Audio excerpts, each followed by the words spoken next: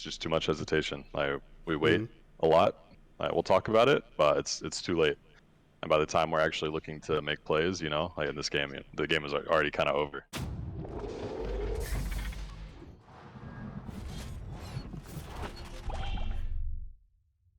This is Azento from Esports Heaven, and I have here with me Inero from Golden Guardians. Defeated against 100 Thieves for this week, and I just want to go off, I guess, to say you guys are out of playoffs contention. Do you Yep. believe you guys are on track in terms, I guess, in pace of growth? Mm, yeah, in a couple of areas, not all of them. I mean, clearly we have 2 wins, and our 2 wins weren't clean. It's pretty inconsistent at the moment. So working on it, but still Hmm. a lot of issues to get through. So there's been some criticism of Golden Guardians not being proactive, right? And I know this would be a criticism in this game against 100 Thieves, of course. Uh, Mm. do you think this is because of lane pressure and maybe not able to make plays around the map, or is this like a mixture of losing lanes with draft comp or just blunders in lane? Like what's the diagnosis, I guess, or the remedy for the inactive early games for Golden Guardians? Yeah, so I think I hit on this in the interview Riot did before it. A lot of it's confidence based. Uh, it's just not the same in practice and on stage, where I think we're more confident to make those plays happen. But when it comes to our actual games, it's just too much hesitation. Like we wait Mm-hmm. a lot. Like, we'll talk about it, but it's too late. And by the time we're actually looking to make plays, like in this game, the game is already kind of over, and we're making our first plays on people with the champs we have. There have been weeks, yeah, for sure, where like draft is a problem. Like I think our first game this week versus TL, like our draft is just shit. I was pretty open about that one. Like this is just fucking terrible. We picked this, and this is my bad. Um, but no, a lot of it confidence based, in my opinion. So you talk about hesitation and whatnot, and I mean, just looking from the outset, this is a Mhm. team that doesn't have a lot of veterans. Like we can even contrast this to Dignitas, for instance. Like they have Dardoch and Afromu, but the rest of them are rookies, and you only have Stixay, and he's in a role that typically isn't good for a shot caller, or rather someone who leads the team generally and keeps tabs Yeah. on people throughout the game and whatnot. So how is the leadership situation in Golden Guardians as far as in game? Because you talk about the indecisiveness, and to me at least, that seems as though it's more of a like democratic system of everyone kind of talking, weighing options and whatnot, and by the end of that, it's too late to make the play.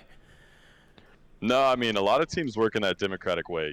It's not. I think people have this weird conception that there's always just like one guy on the team that everyone is just like listening to, and that person's calling everything. Usually do have one person that is a bit more vocal about it and gives a lot of confidence on plays, which I think Niles is someone on our team when he's ahead is giving a lot of that confidence and is really helpful for. But it's not something where like there's always one person calling for the team. I Mm-hmm. literally don't think I've ever worked on a team that's been like that. Um, but yeah, a lot of this is going to be experience focused. Even when you hit on the team where you're talking about like rookies, Dignitas, like yeah, they're a young team. They've all still played LCS. Every single one of those players played LCS. Like they had their split at least of playing it. Um, these guys haven't. Like our experienced players are bot lane. Like the bot lane duo is the ones full of experience.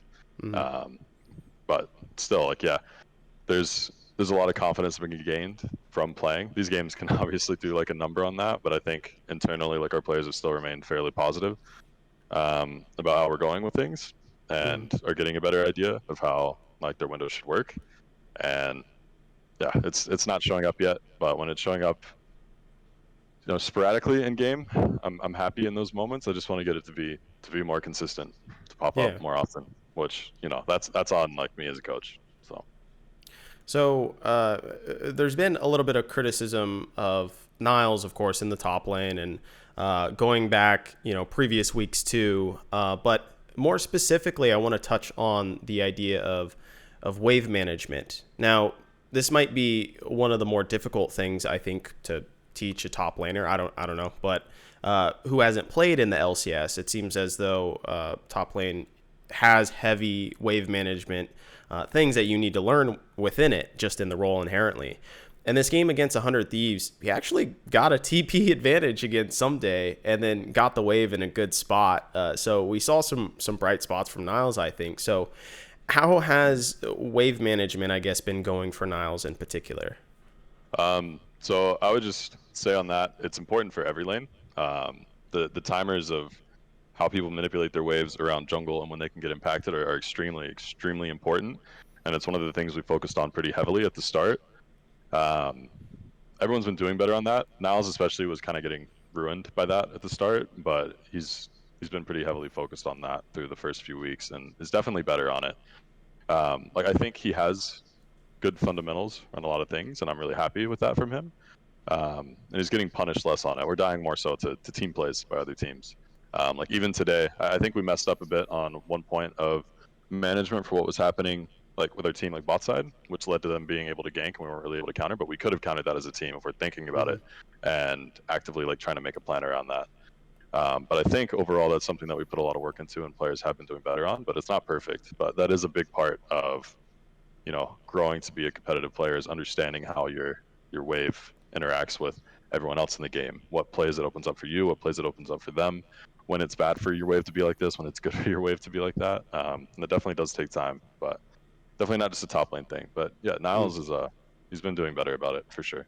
I know he gets a lot of shit from the community, but you know, I like Niles. I think he's growing a lot. He's a pretty important part of us building. So finally, I want to ask, at this point, what does a team that is out of playoffs do for improvement?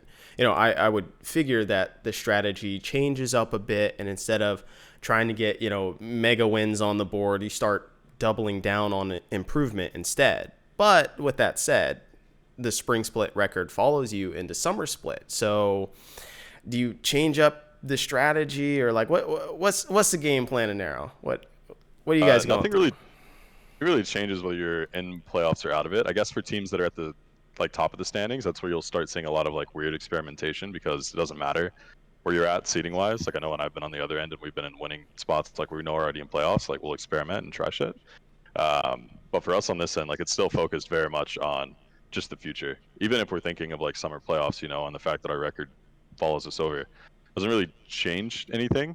Like I've always held the idea that even if you get to playoffs, if you're not able to like actually contest, it doesn't matter realistically. Like it feels good to get playoffs, you know, but doesn't change anything for you. The main goal is still a long-term focus on when you're actually going to be in a winning position, when you're actually going to be pushing to win as a team. So it's still focused on that, focused on improving everyone individually to the point where we can compete, where we do have consistency, and it's not a toss-up of whether we'll be, you know, competitive on the day or not. You know, so we're focused on that same thing still, the exact same way we would be if we were still competing for playoffs. All right. Well, lose is improve, Inero, as we all know. So Yeah. good luck next week. And this has been Azento from Esports Heaven and Inero from Golden Guardians. Thank you very much. Thanks, man.